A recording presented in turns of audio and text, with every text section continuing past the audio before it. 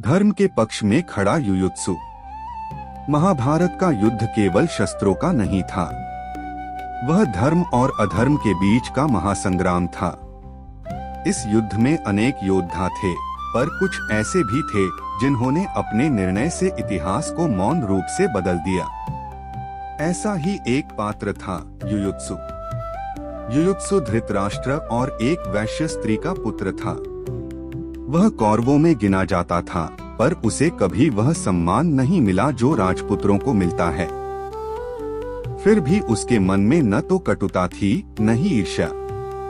वह शांत, विचारशील और सत्य को पहचानने वाला युवा था। युयुत्सु बचपन से ही दरबार में पांडवों और कौरवों के आचरण को देखता आया था। उसने देखा कि कैसे दुर्योधन का हठ, शकुनी की चालें और अन्यायपूर्ण निर्णय कौरवों को विनाश की ओर ले जा रहे थे। वहीं पांडवों में उसे धर्म, संयम और न्याय दिखाई देता था। जब द्यूत सभा में द्रौपदी का अपमान हुआ, तब युयुत्सु का हृदय विद्रोह से भर उठा। वह जानता था कि जो हो रहा है वह अधर्म है। उसी दिन उसके मन में यह स्पष्ट हो गया कि कुल से बड़ा धर्म होता है। महायुद्ध से पहले जब दोनों पक्ष युद्ध की तैयारी कर रहे थे, तब युयुत्सु ने एक ऐसा निर्णय लिया जिसने सबको चौंका दिया। वह कौरवों का रक्त होते हुए भी युद्ध में पांडवों के पक्ष में खड़ा हो गया।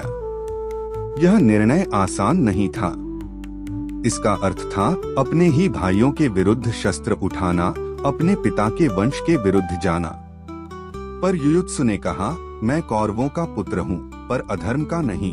जहाँ धर्म है वहीं मेरा स्थान है। युद्ध के दौरान युयुत्सु ने साहस और संयम दोनों का परिचय दिया। वह क्रोध से नहीं, कर्तव्य से लड़ा। उसने युद्ध में उन लोगों की रक्षा की जो निहत्थे थे। इतिहास में वह उन गिने चुने योद्धाओं में है जो महाभारत के युद्ध में जीवित बचे। युद्ध के बाद जब हस्तिनापुर शोक में डूबा था, तब युयुत्सु ने टूटे हुए राज्य को संभालने में सहायता की।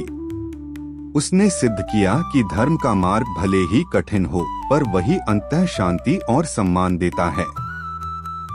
युयुत्सु हमें सिखाता है कि सच्चा साहस तलवार उठाने में नहीं, बल्कि सत्य के साथ खड़े होने में है। जब पूरा संसार गलत दिशा में जा रहा हो, तब अकेले सही का चुनाव करना ही सबसे बड़ी वीरता है। महाभारत के शोरगुल भरे युद्ध में युयुत्सु का नाम भले ही कम लिया जाता हो, पर उसका निर्णय आज भी गूंजता है। धर्म के लिए अपनों से भी टकराना पड़े तो पीछे मत हटो। इतिहास ने युयुत्सु को भुला दिया, लेकिन हम नहीं भूलेंगे। अगर आप भी ऐसे नायकों को याद रखना चाहते हैं, तो वीडियो को लाइक करें और चैनल को सब्सक्राइब करें।